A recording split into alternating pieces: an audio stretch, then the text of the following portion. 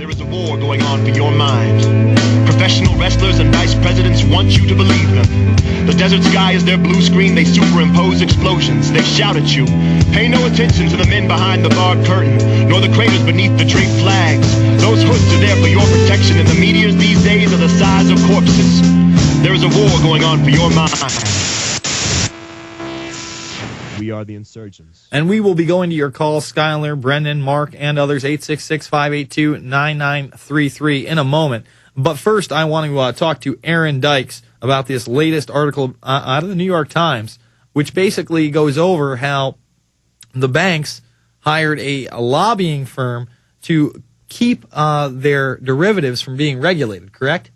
Right, yeah. I mean, they got derivatives rammed in about a decade ago against the Glass-Steagall Act, knowing it's just pure looting, profiting, shady accounting, and they knew in this financial crisis they were going to crack down on derivatives, so they hired a secret lobby to fight against it. And let's talk about it right now, because I guess the guy that they actually hired to fend off derivatives regulation is Edward J. Rosen, who's a partner at the law firm Cleary, Gottlieb, Steen, and Hamilton. And a confidential memo Mr. Rosen drafted and shared with the Treasury Department and leaders on Capitol Hill, as politicians and market participants say, played a pivotal role in shaping the debate over derivatives regulations. See, they're always in bed with each other, Aaron. It's never enough, is it? I know. If you've heard Webster Tarpley when he's come to do interviews or on his own radio program, you know, he never stops talking about these derivatives. It's the big 1.5 quadrillion black hole story. Mm-hmm. And it says in the article that this Mr. Rosen character wants the banks to stay with Federal Reserve oversight because they know it's lax and basically nothing at all. And meanwhile, the Obama administration is now saying that the Federal Reserve, they might disband the SEC, and the Federal Reserve is going to further regulate itself, and that they think that their Federal Reserve is the one that should really decide what's going on in the economy. And they're going to stop all of these Bernie Madoffs and otherwise, Aaron. Yeah, but the details of this pretty much show that if the Federal Reserve actually had oversight, AIG never would have crashed the way it did. Those derivatives wouldn't have been the problem they were. Mm-hmm. But you could see they want to keep it hidden here in this New York Times article dated today. And they wanted to keep the derivatives hidden straight up because it would cut down on profits. Yeah, it literally says right here, but increased transparency of derivatives trades would cut into banks' profits. Hence the bank's opposition. Customers who trade derivatives would pay less if they knew what the prevailing market prices were. Oh, yeah. That's the whole trick, right? Credit default swap. Now, I don't know if you saw on Bloomberg, they actually are talking about, in the headline, will there be an audit of the Federal Reserve over this very AIG derivatives matter? Mm-hmm. So the questions are being raised by some of the right people. I don't know if that means we're actually going to get a meaningful accounting, but we're certainly pushing for it. Oh, wow. Check this out right here. This is a great article. I don't know how Jaron found this, but aside from a funny haircut and malnourishment, he sometimes has a nose for news. Check this out. Wall Street Journal, Carlyle looks to buy Silverton Bank. Remember the Carlyle Group died? All the conspiracy debunkers, the Carlyle Group didn't make any money on the war. The Carlyle Group isn't really a powerful, military industrial complex business. Well, they're good. Well, now they're trying to buy Silverton Bank.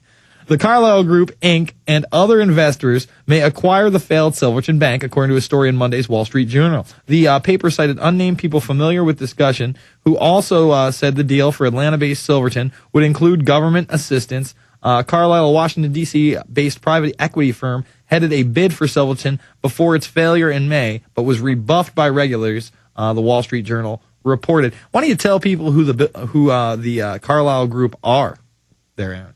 That would be one of your typical military-industrial complex groups. Mm-hmm. The Bin Ladens were in it, but they stepped down. There was a car wreck, but nobody got hurt.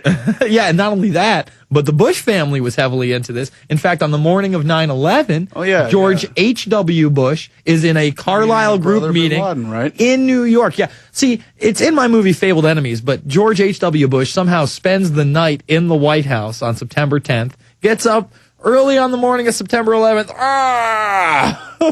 makes his way to New York City, where he's literally in a business meeting with Bin Laden's half-brother.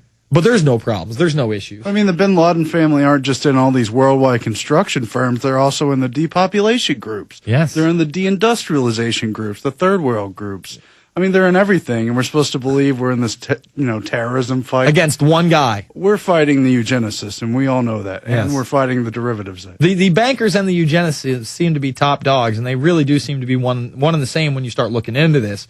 But, the little petty backstabber patriots out there want to say, no, it's this group. You're a part of it, Jason Bermas. Aaron Dykes, you too. You're a Jesuit assassin along with Alex Jones. We know. You're starting to get that, right? Yeah, right? You people don't know how insane it is till you get into the office. I mean, I had my share of attacks before I came out here because of loose change and, all that other stuff I did. But it was never on the level that it is now. I mean, I truly have a new understanding for what Jones goes through on a daily basis, just lies and disinformation and attacks. And Aaron, who basically, I mean, you're the webmaster for Jones Report. You do reports. You do a lot of the editing here. You do great camera work. You're probably the hardest working man in show business that nobody knows about. I know that's a I don't know if I'm gonna go well, not show business. That's a James Brown kind of deal. But you are. I mean, you're here all the time, Aaron. You're a hard worker. You're not a Jesuit assassin. Well, do we even want to say what you were accused of recently? I don't know, but you know how it works. If they can kill the messenger, they will every time. Yeah, it's absolutely ridiculous. All right, Dykes, I thank you for the. The point is, they are putting heat on the Federal Reserve and these credit default swaps. We got to. Well, last time I knew, the bill to end the Fed, or not end the Fed, audit the Fed, was 179 co-sponsors. Well, there's that bill, but then there's Bloomberg talking on Friday about specifically auditing the Fed over its role in the AIG matter. So it wouldn't even need a bill, is what you're telling me. Well, I think it's just two separate questions, but the point is, from the left, not the left-right issue, but from the Ron Paul camp, we're going to audit the Fed. We have all these sponsors. It's almost half the House now or something. Yeah, it's 179 is what I've heard. That was Sunday's numbers. And it's running through these news wires too, is the point. Yeah. Over these credit default swaps, and that's just the issue we got to put some focus on. All right, brother. I'm going to take some calls. Thank you very much. Yes, the great Aaron Dykes, everybody. Go to jonesreport.com right now. Check him out.